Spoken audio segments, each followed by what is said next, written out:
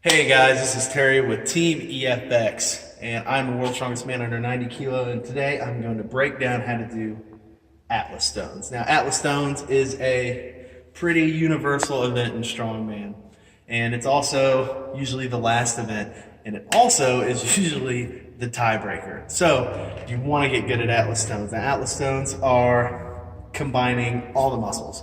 Everything you think of, it's combining a deadlift, it's combining a front squat, it's combining a row, it's combining everything you can think of, and it is absolutely brutal, especially if you're doing them in a run. So, step number one, make sure you're warmed up. You're doing a contest probably, so you're probably pretty toasty right now. Step two, you want to get directly over the stone. You want to have the stone right in your center of gravity, lined up with the middle of your foot, because you want to get as far under it as you can and bear hug it. So you want to get all the way in there, bear hug it.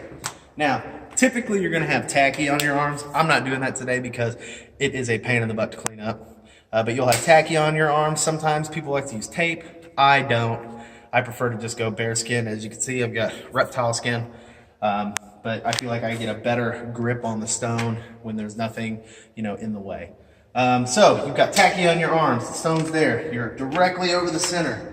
And what you're gonna do is you're gonna kind of row and deadlift it into you and roll it up onto your lap. Now, if the stone is properly on your lap, you should be able to kind of just sit there with it, and you won't really have to move and expend a lot of energy. So, we'll do that real quick.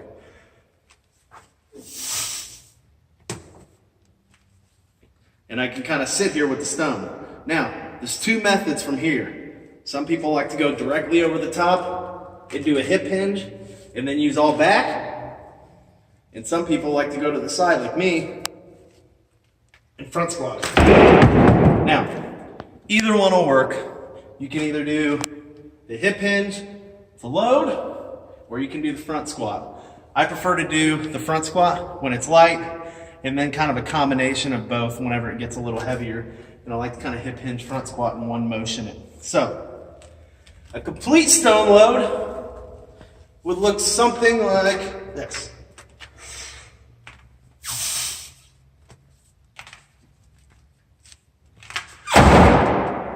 Now, as you see, I didn't hesitate and try and throw it up there. You have to explode the energy up and make sure that you're clearing that gap. The best lesson I ever learned from the world's strongest man competitor, Derek DeBom, was you don't aim for the platform. You aim past the platform, because that's how the stone's going to project over what you're going for. And always make sure you get it in the hole. A lot of contests, the judges are going to be buttholes about it, and they're not going to like it if you don't put it in the hole. So, as you can see, we've got an entire platform where they stretch from 70 inches all the way down to 42, and you can see the stones loaded at different heights. This is what you would typically see in a contest with a multi-stone series, starting from top, which would be the lightest, all the way down. So, whenever you're doing a stone at a high point,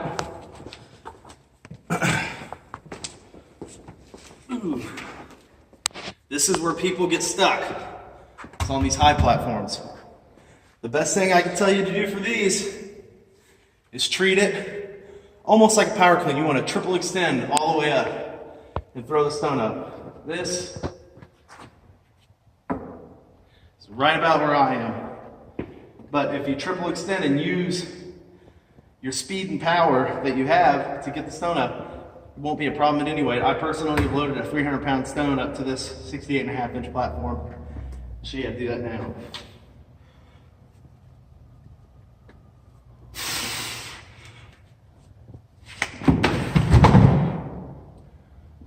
As you can see, I triple extended, used my speed and energy, and also I brought my feet a little closer together, because if your feet are here, I can only go to here. If you're here, I get like 1 inch taller, and it makes a whole world of difference. So, that was the Atlas stones. Don't forget your tacky. Don't forget your technique. And I'm Terry with Team EFX, and I'm out.